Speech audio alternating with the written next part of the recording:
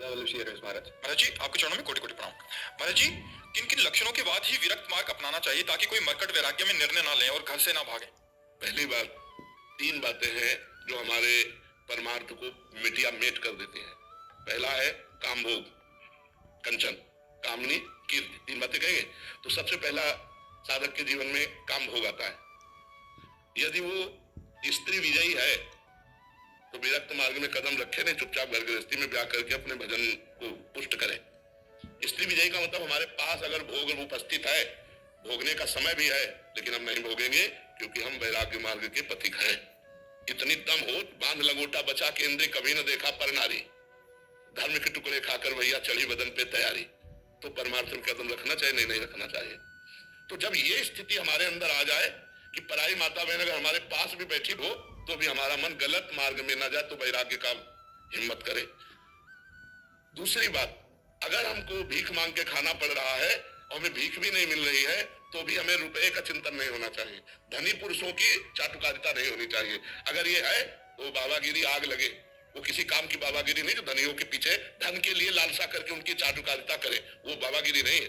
बाबा मंगलो भलो न बाप सो जो प्रभु राखे टेक, कंचन और कामिनी और फिर कीर्ति, मान प्रतिष्ठा की चाह रखना, ये परमार्थ से भ्रष्ट कर देती है। अगर तीन मोटी मोटी बातें समझ ले कि मुझे कंचन का मोह नहीं रखना, कामिनी से मोह नहीं रखना, मान प्रतिष्ठा से मोह नहीं रखना, रात दिन हर परिस्थिति को सहते हुए नाम जप करना है, तो वैराग्य में चले। अन्यथा घर में रहकर भजन करे तो सदगति हो जाएगी। बाबा जी बनने पर पाप होए तो फिर और क्या। मान लो चोर है तो दंड मिलकर पवित्र हो सकता है, लेकिन पुलिस चोर बन जाए तो फिर विशेष दंड नहीं, क्योंकि तुम कानून के रखवाले होकर कानून का हतन कर रहे हो। इसलिए वो तो कानून का विरोधी है क्योंकि जानता नहीं है, और तुम तो कानून को जानते हो। ऐसे ही संसार का पापी जीव तो जानता नहीं धर्म को। तुम तो धर्मात्मा हो, बाबा जी उपदेष्टा हो, तुम विशेष पापी हो, विशेष दंड के अधिकारी हो। अगर कोई वेश रखकर पाप करे तो विशेष दंड का अधिकारी होता है। इसलिए भगवान के भजन करने के लिए दो मार्ग है, एक गृहस्थ मार्ग, एक विरक्त मार्ग। गृहस्थ मार्ग में आप जैसे हो अपने अनुसार चलते हुए घर गृहस्थी का पालन करते हुए राधा राधा जप रहे हो, भूखे को भोजन पवा दिया, कभी किसी बीमार को औषधि दे दिया, बढ़िया भजन हो रहा है।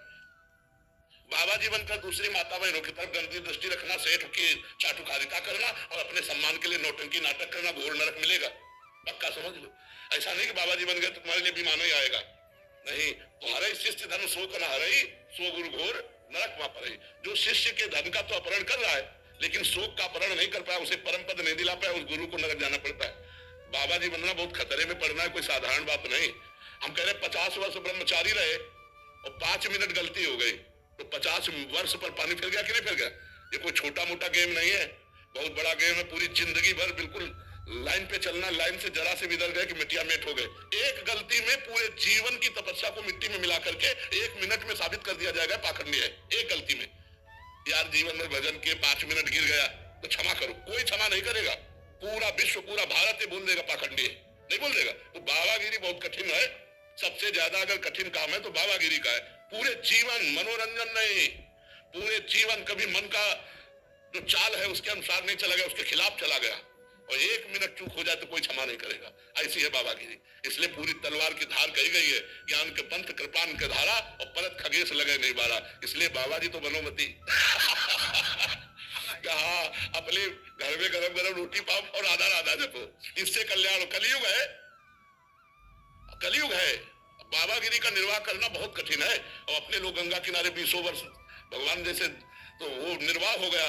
अच्छा, अब समय गंगा किनारे भ्रमण करने का भी नहीं रहेगा, मार डाले जाओगे, चोर कह देंगे, बच्चा चोर कह देंगे, कुछ भी कह सकते हैं, नहीं कह सकते।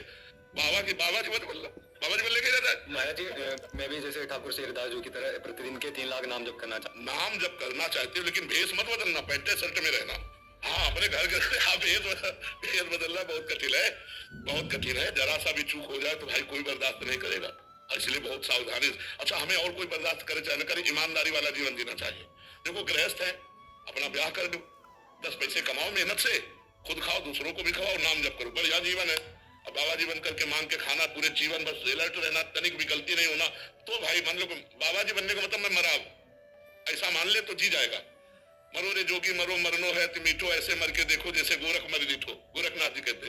अपने को मन मारा तन बस में कीना, हुआ भरम सब दूर, बाहर से कछ दिखत नहीं अंदर चमके नूर, आपो त्याग जगत में बैठे नहीं किसी से काम, उनमें तो कछु अंतर नहीं संत का उचाय राम वो बात एक स्थिति है। नहीं महाराज जी, मतलब शादी का वैसा कोई वो नहीं, कोई आकर्षण नहीं। अब देख लियो तुम आकर्षण, श्रृंगी ऋषि का नाम सुना है? सुनो, मृगी से पैदा हुए थे, स्त्री देखा ही नहीं था श्रृंगी ऋषि, और जब उनको भ्रष्ट करने के लिए लगाई गई ना, तो वो गई श्रृंगार करके, उन्होंने समझा कोई ऋषि आया, स्त्री जानते नहीं थे, तो उठ के दंडवत की। तो अब वो तो डर गई ना, वो लोग कहाँ ऋषि दंड, तो उनका हम नियम लिए हैं, दंडवत तुम्हारी स्वीकार नहीं करेंगे, तुम्हारे आसन पे नहीं बैठेंगे दिए हुए। एक ब्रह्म ऋषि के दिए हुए आसन पर कोई गंदी प्रवृत्ति वाला बैठ सकता है? और वो गलत भाव लेके गई थी। अब उन्होंने जब ऐसे देखा तो उन्होंने कहा ऋषि तुम्हारे केस कैसे कोमल कोमल है, हमारे केस महाभारत में लिखा है, स्पर्श से बोले ऋषि तुम्हारा स्पर्श बड़ा सुख प्रदान कर रहा है, आज तक हमारे पिता का स्पर्श इतना सुख प्रदान नहीं किया। अब का वो कंदमूल फल रहा है उनके लिए, तो उनका नहीं, हमारा व्रत है, हम किसी का दिया नहीं पाते, आप ही हो। वो अंगूर की बनी हुई पिलाया, अब ब्रह्मांड घूमने लगा। अब इतने में सूचना मिली कि विवांडक ऋषि आ रहे हैं, तो भागी वो। तो ऐसे बैठे थे, उन्होंने कहा बेटा क्या हो गया? बोले मुझे उस ऋषि से मिला दो जिसके कोमल केस थे। ऐसा हाँ, तो मृगी से पैदा हुए थे, स्त्री नहीं देखा था, तो ब्याह हुआ और पूरा गृहस्थी धर्म को स्वीकार किया। तो आइए कि हमारा मन नहीं चलता, तो भैया हम उनकी बात कह रहे जिन्होंने स्त्री देखा नहीं, जिनकी माँ स्त्री नहीं थी, मृगी से पैदा हुए थे श्रृंगी ऋषि। माया बहुत विचित्र है, भगवान का नाम जप करो, उत्साह पूर्वक करो, लेकिन हम कह रहे कलिकाल है, भगवत प्राप्ति के लिए जो अब वैराग्य चाहिए वो नहीं रह गया है।